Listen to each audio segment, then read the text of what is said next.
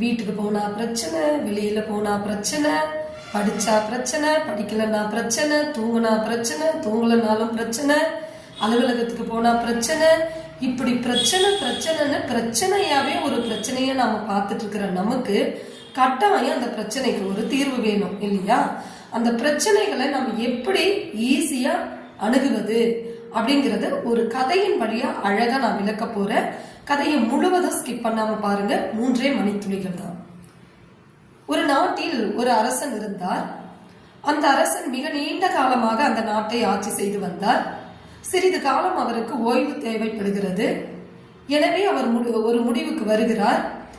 இங்க இருக்கக்கூடிய அமைச்சர்களை யாரையாவது முதலமைச்சர் ஆகிவிட்டால் நமக்கு கொஞ்ச காலம் ஓய்வு கிடைக்கும் அல்லவா என்று முடிவு செய்து அங்கிருக்கும் 4 அமைச்சர்களை அழைக்கிறார்.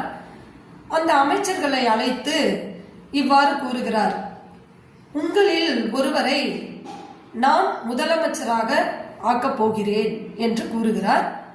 ஆனால் அதற்கு ஒரு தேர்வு இருக்கும். அந்த தேர்வில் நீங்கள் வெற்றி பெற வேண்டும். இதுதான் அந்த நிபந்தனை என்று அரசன் அந்த அமைச்சர்களுக்கு கூறுகிறார். என்ன அந்த தேர்வு என்று அமைச்சர்கள் கேட்கிறாங்க.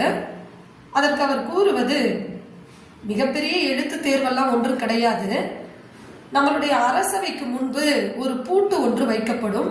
அந்த பூட்டு கணித வடிவிலான ஆன பூட்டு.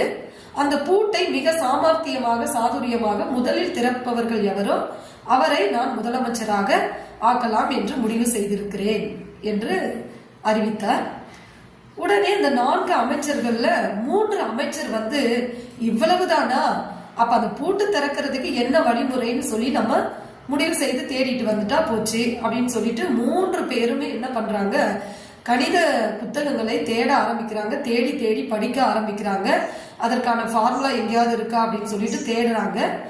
அந்த 4 அமைச்சர்கள்ல 3 பேரும் இப்படி தேட, ஒரே ஒரு அமைச்சர் 4வது அமைச்சரா இருக்கிறார் இல்லையா, அவர் என்ன பண்றாரு அப்படின்னா, இந்த நிபந்தனையை கேட்டுக்கொண்டு அன்று இரவு முழுவதுமாக நல்ல ஓய்வெடுத்து நல்ல தூக்கத்தை தூங்கிட்டு பிறகு ரெஃப்ரெஷ் மைண்டோட புத்துணர்வோட அந்த போட்டிக்கு அடுத்த நாள் அரசவைக்கு வருகிறார்.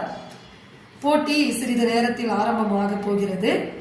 உடனே பூட்டு அவைக்கு வந்து விட்டது. அந்த பூட்டை பார்த்த கனப்பொழுதிலேயே 4 அமைச்சர்கள்ல அந்த முதல் 3 அமைச்சர்கள் இருக்கிறாங்க இல்லையா, அவங்க ரொம்ப வேகமா தான் கையில் இருக்கக்கூடிய புத்தகங்களையும் ஓலைச்சுவடிகளையும் புரட்ட ஆரம்பிக்கிறாங்க. இங்க இருக்குமா அதுக்கான சாவி, அங்க இருக்குமா அதுக்கான ஃபார்முலா என்று தேட ஆரம்பிக்கிறாங்க.